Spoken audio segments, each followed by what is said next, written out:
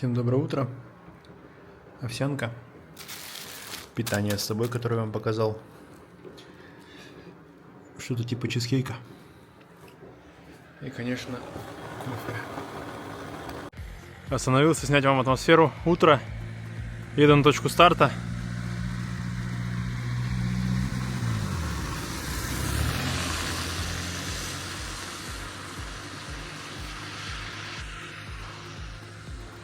Благо точка старта всего лишь в 6 километрах от меня. На улице дождь. Градусов 13, наверное. И, конечно, прохладненько. Уже промок. Компьютер не запускал. Загружен маршрут. Сегодня поедем 200 километров, как я уже сказал. Сейчас доеду до точки старта, посмотрим, что там будет. Пока что капает дождь.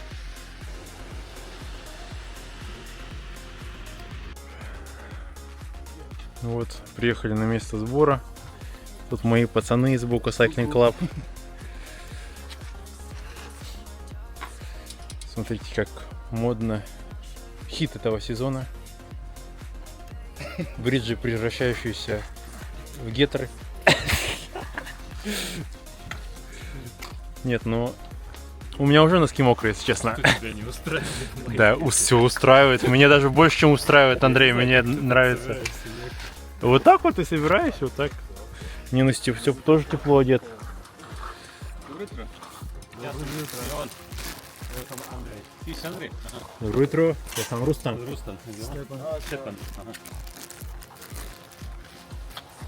Паша.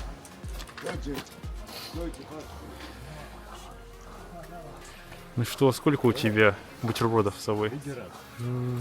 Бутербродов нет. Есть только пару кашек. Каша, да?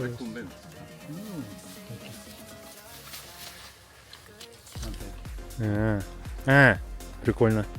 Мусс. Да. Сейчас будет общее фото. И айда поехали походу. Или это не общее фото?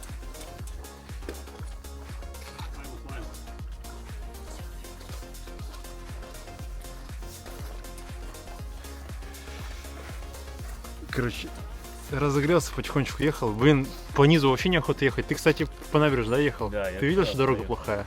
Ну, в смысле? Ну, кусками асфальта даже везде нет. есть. Там даже есть лужи, где не видно, что асфальта нет. А? Не, там везде покрытие. Там вот от круга, где мелени, до сюда, местами бетон. Вот, бетон и про бетон. Да. Но туда дальше асфальт, кстати, хороший. Единственное, там очень много этих полицейских лежат. Вот. Короче, выдали карточку. Смотрите, на картоночке специально. Render Runners. Imate na engleskom isto, što vas interesuje. Arđuni su već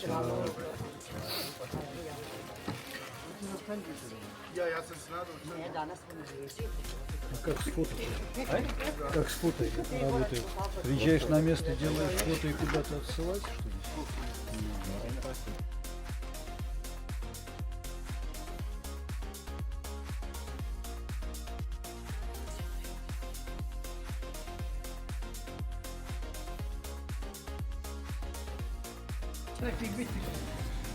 Так, доехал до первого пункта контроля в Рисане. Сейчас иду на заправку, чтобы мне поставили штамп. Не знаю, поставят, нет. Сейчас попросить. Доброе утро. Можете ли поставить штамп, что я удобил? Что овай станица Рисан, да, можете штампа. Ой, за бицикл привет. Мы едем. О, видите? Рисан Эко, можете штамп повода? Можем. Само koji ima Risan, okej, ovo je okej. Ne smijem da udaram ja pečat bez pitanja. A može li drugo? Ja pečat ne smijem da udaram bez pitanja, jer ja ne smijem, ne znam gdje ga udaram i onda to ne smijem da radim.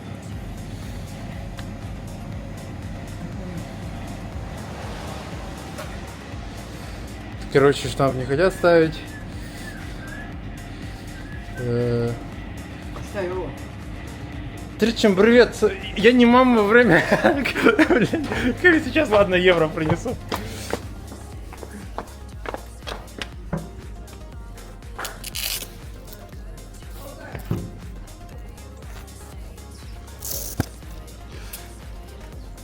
Для цирка, так и знал.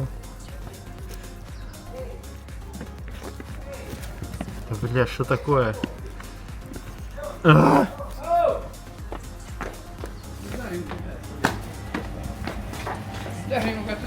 Hođe, Да, можно? Хвала вам. Хвала, Šta je приятно, to, da? супер. Ovaj, мы на бицикле до бара и... A to svuđe ideš и tu вратно- na pečat, jel? И что я был ovdje, что я на бицикле возил. sad opet tu, onda će ti opet udari pečat. Да, хвала тебе, приятно. Супер.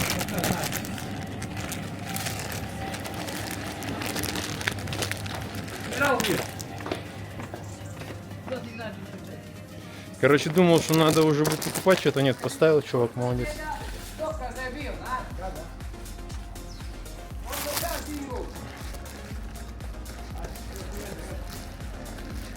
Так, ладно, сейчас надо съесть конфетку.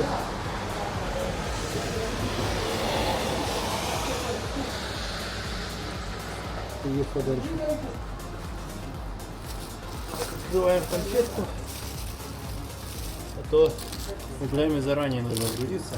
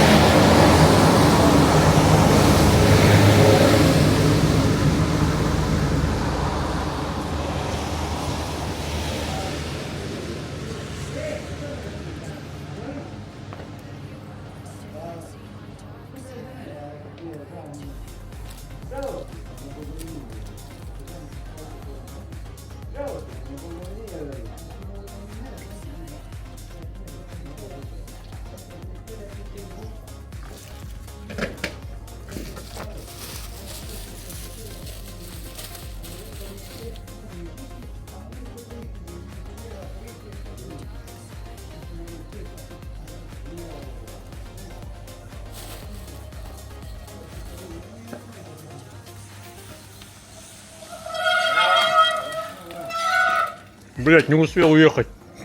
Я думаю, мы приедем, а ты уже в этот... Доброе утро. Проехал Котор. Короче, час 25 из Герцога до Котора. Средняя где-то 29 с чем-то. Средние ваты 178. Короче, на пункте печать поставили. Поел.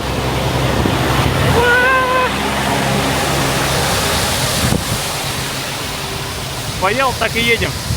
Сейчас, оказывается, можно по тоннелю сократить. И так где-то 2000 набор. Куда еще щемиться? Я поэтому, пожалуй-ка... Оу! Я не буду это выпендриваться. И сокращу тоже.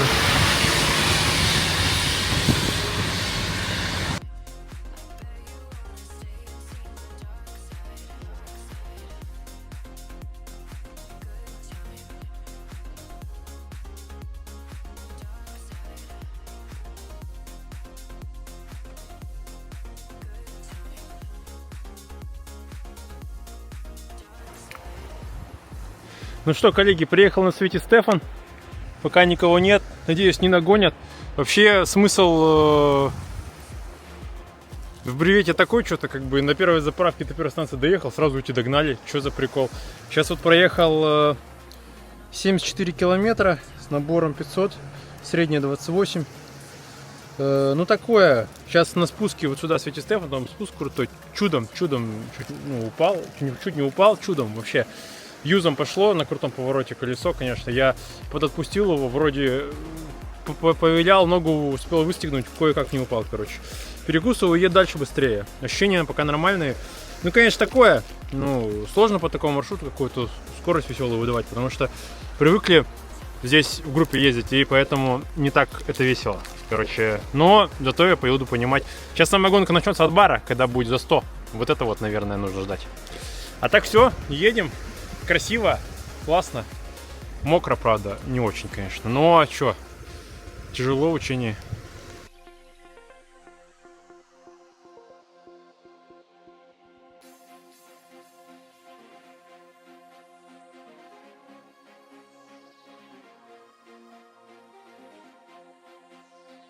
Ой, приехал в бар. Блять, пошел дождь еще сильнее. Ноги замерзли вообще в хлам. Не взять бахилы было тотальной ошибкой. Хотя они бы мне новые шипы и не налезли. Ехать никуда не хочется. 100 километров, набор 1000. Силы-то есть, но желания нет, потому что весь мокрый, замерзший. Дурацкая идея была такую погоду ехать. Хотя вроде распоказывается, сейчас я туда поеду обратно. Но, бля.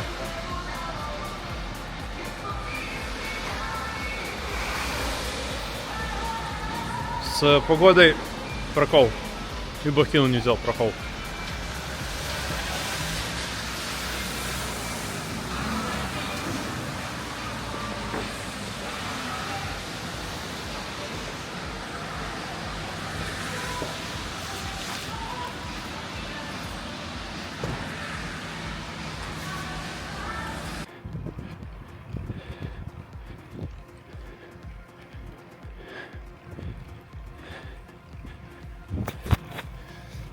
Слушайте, ну обратно, конечно, легче гораздо ехать. Там в баре был какой-то просто моральный упадок, когда ноги просто сильно замерзли. Видимо, по драматургии так должно было случиться. Потом остановился в магазине, взял 2 пакета. Дядька дал бесплатно. Надел на ноги. И жизнь лучше стала. Просто жесть. Поэтому 2 пакета с собой сюда возите. А лучше 4. Потом увидел своих ребят, когда уже из бара выехал обратно. Как-то полегче стало, ну и погода разошлась. Мы сейчас едем, даже асфальт сухой. Ну, я еду. Поэтому морально тяжело, конечно, было, но, видимо, должно было это произойти. Сейчас 126 километров, набор 1345, средняя скорость 26,4, мало. Но, видимо, вот эти вот наборы съели. Это сейчас участок до бара, он такой горный. Я допускаю, что сейчас смогу выровнять после Будвы хоть что-то.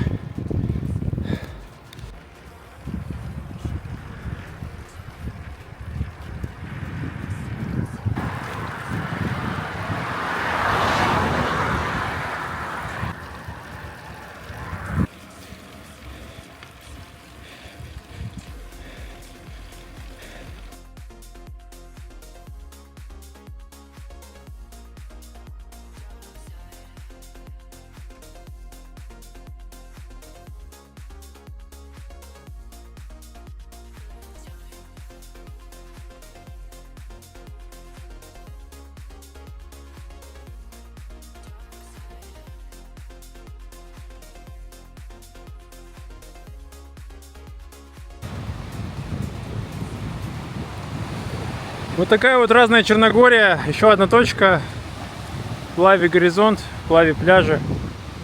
Очень мелкий пляж, классный для деток. Летом здесь, когда спокойная вода, она просто прекрасная, просто потрясающая. Но сейчас пляж не подготовлен, понятно, летом он вообще шикарен. Чистый песок, все красиво. Рекомендую. Тем временем на часах, на велокомпьютере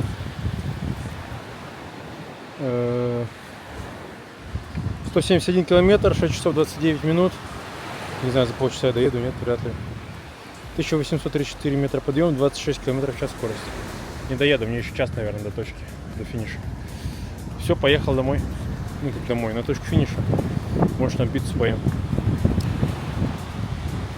Силы есть, питаешься, все нормально. Не выходишь за свой предел, который нужно. По ватам у меня все рассчитано. И держу примерно 200.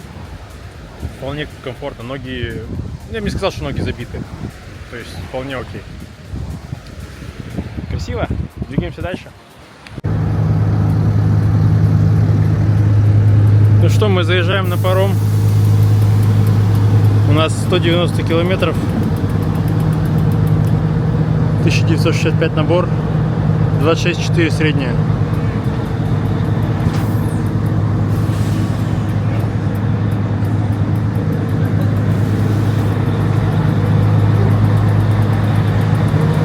Осталось 15-20 километров.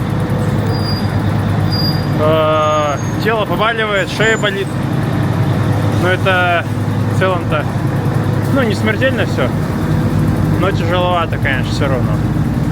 Как бы я не сказал, что изнеможение есть, ну, обезвоживание или что-то подобное.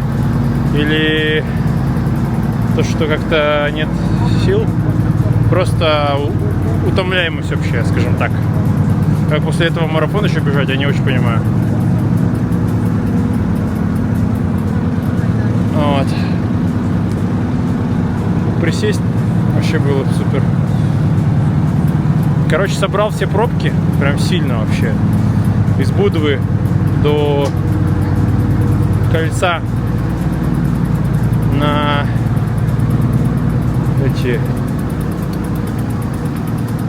на Лушицу. Собрал пробку, какая-то дикая пробка. Соответственно, средняя просела. Вообще не понимаю, как ехать можно, что-то замерять, смотреть, пробовать, когда просто нет возможности ехать быстро. Просто нет возможности,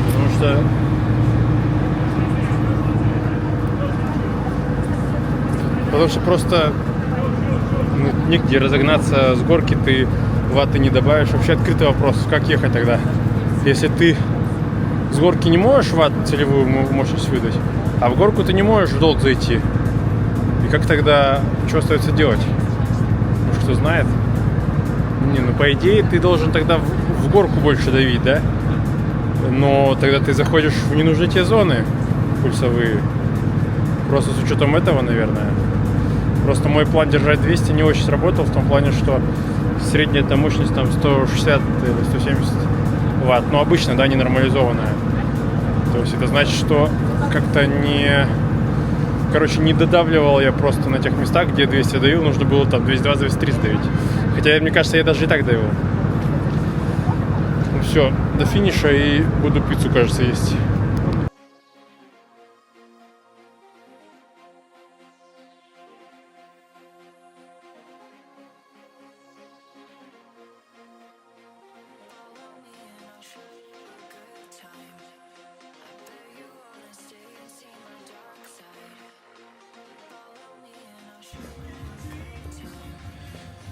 Что я на точке финиша. Это пиццерия Барби. Организаторы сделали так, что можно заказать вроде как еду даже здесь какую-то. Хотя, кстати, оргвзнос стоил всего 10 евро. Как выглядит велосипед после 200 километров? Очень грязный. Очень-очень грязный. Мне кажется, цепь просто в шоке. Цепь, мне кажется, в шоке. Бутылочки аэро не такие грязные почему-то. Лежачок я сделал себе вообще шикарный. С вот этой штукой я не прогадал. Это гофра внутри и сверху изолента, и очень удобно. Мне как раз длины рук не хватало, чтобы хвататься, и теперь хватает. Как выглядел маршрут Бриета и как выглядела вообще штука по, собственно, специально есть код. Клуб Бриета, да, то есть официальный французский, все организовано. Описаны пункты. 2, 4 я делал фото. А вы что? Вы завершили?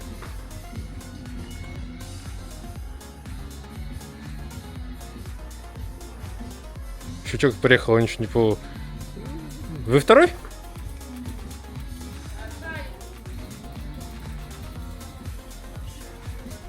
Или хотел намухлевать? Че ты поехал куда дальше? Овда. А может овда? Овда. Да. Что-то, короче, один из участников приехал, увидел меня такой, расстроился и поехал дальше. Он хотел быть первым, что ли? Но он не мог быстрее меня приехать. Че, сочканул, что ли? Подстроит трек, куда поехал. Непонятно. Ну ладно. Так вот, 2-й, 4-й я сделал фото, а 1-й, 3-й была заправка, и последний вот пиццерия Барби мне поставили, написали время и поставили печать. Все, сейчас я буду есть пиццу, отдыхать. Ноги просто как у поросюшки. Вот сейчас вам пробую показать. Ага, как я покажу-то? Вот. Просто носки потеряли свой цвет, которого они были. Туфли вообще лучше не видеть. Короче, весь как чушка. Но приехал первый, хотя мне кажется, я немножко неправильно трактовал,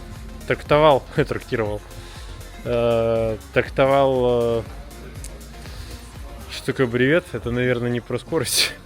Триатлет ненормальный, который захотел как-то просто дико проехать быстро. Ну, опять же, я быстро не ехал, там посмотреть цифры, мне кажется, пульс 130-140, что-то такое. 200 ватт я пытался давить, но не получалось везде. Никак не получилось бы везде, собственно, давить эти 200 ватт. Вот, поэтому, собственно, вот. Такие дела. Поэтому, собственно, гонка. Заезд мне понравился суммарно. Потому что, как ни крути, прикольно. Психологический барьер пройден, но непонятно нахера. Лучше структурно позаниматься, наверное, в течение недели, распределить нагрузку, чем получать такое. Но теперь я понимаю, к кого ехать. Я протестировал питание. Я съел, мне кажется, грамм 500-600 углеводов. Ну, немного не доел, не крути. Немного совсем. То есть, и попал под дождь 2 раза суммарно. Это тоже не очень такое.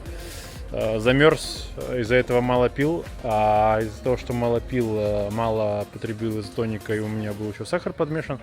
Короче, чуть-чуть я не все, что планировал, съел, выпил, но это в целом-то не проблема. Такие дела.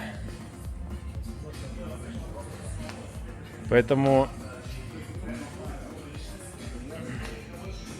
всем спасибо за внимание. Не знаю, буду ли что-то дополнительно прикладывать. Видео сложно снимать, телефон мой, к сожалению, был сломан. И я, к сожалению, только смог снимать на DJI Osmo, но его неудобно вытаскивать. Во время дороги еще был дождь, я боялся намочить, соответственно, видосики такие только. Но впечатления и выводы я вам сказал. Не знаю, подумаю, надо ли что-то еще записать. Если запишу, скажу, если нет. Всем спасибо. Как испытание прикольное, с бревечиком уважуха, это реально медитация и прогулка. Если ты едешь по местам, в которых раньше не был, то это вообще круто, это необычно, это интересно, это путешествие такое, но с каким-то таким соревновательным, не то чтобы соревновательным, с каким-то интересом, да, потому что нужно какие-то там поставить штампики, там что-то где-то пройти, отклоняться нельзя, там ты не мухлянешь, то есть за день 200 проедешь, но при этом посмотришь много всяких красот. Поэтому почему нет? Короче, сейчас поел в пиццерии этой, взял с собой вот жене цветочки, видно, и кусочек блинчика, ну не кусочек, но блинчик.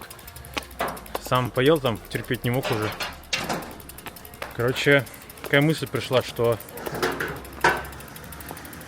что такое машина за машиной.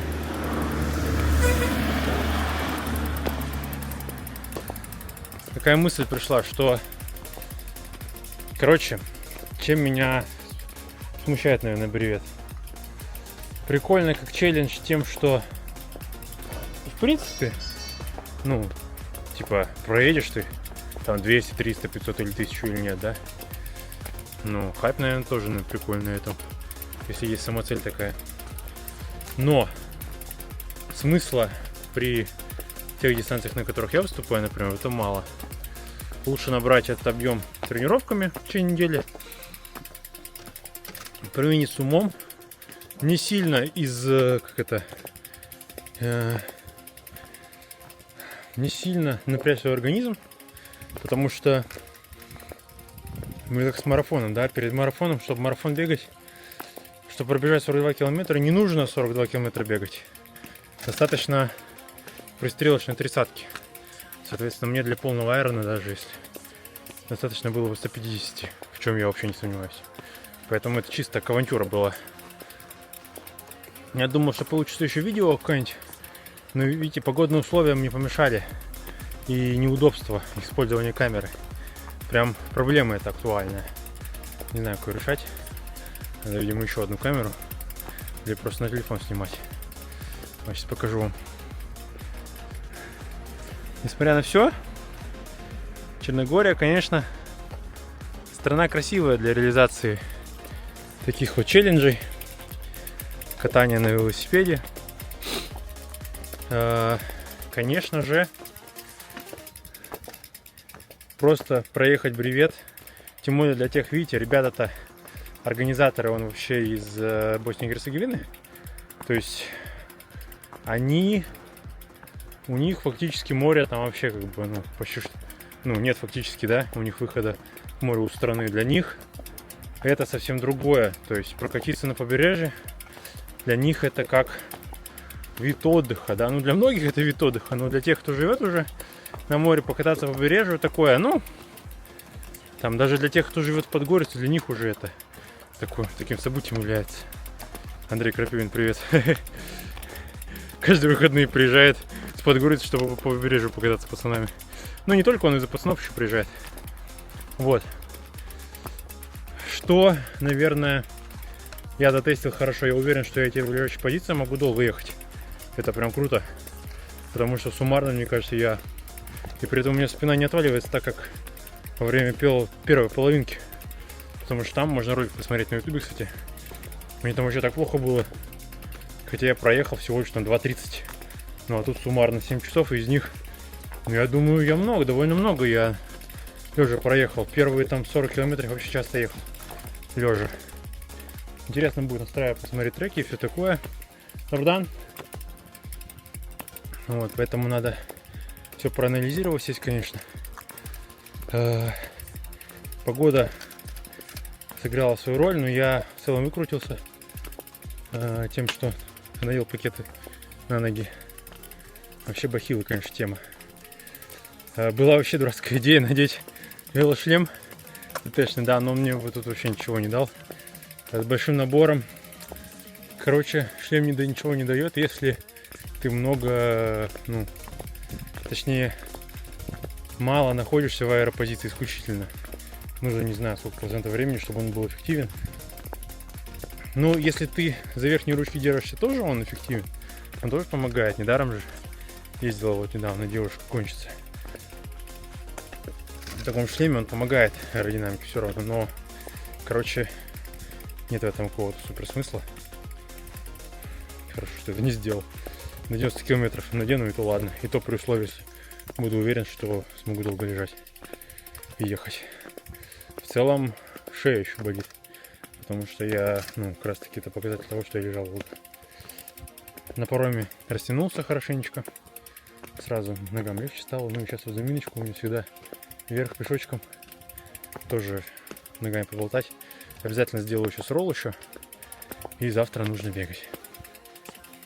Поэтому мне поприятнее, поинтереснее, наверное, бегать полумарафоны. На скорость. Прогрессировать, заниматься. При этом уделять этому не какие-то там объемы. То есть в среду, например, у меня была тренировка интервальная. Я уложился в 57 минут. Ну, что смеяться-то, да? 57 минут, это тоже важно. Сколько времени занимает тренировки, если ты не занимаешься профессионально. А я профессионально не занимаюсь. Хотя для кого-то мое непрофессиональное является профессиональным. Но, тем не менее. Короче, круто, когда получается ресурсы распределять эффективно. Потому что вот я сегодня опять проснулся и возвращаюсь домой только часов в 5 вечера. Ну, такое. Не хотел бы я, наверное, такие покатушки целый день убивать. Мне удобнее, допустим, в субботу-воскресенье выехать утром часов в 6-7 и там к 10-11 вернуться и еще целый день свободен. Это понимаю. Но это каждому свое. Ладно, всем спасибо, всем пока. Пишите комменты, ставьте лайки, переходите в телеграм-канал и приходите тренироваться.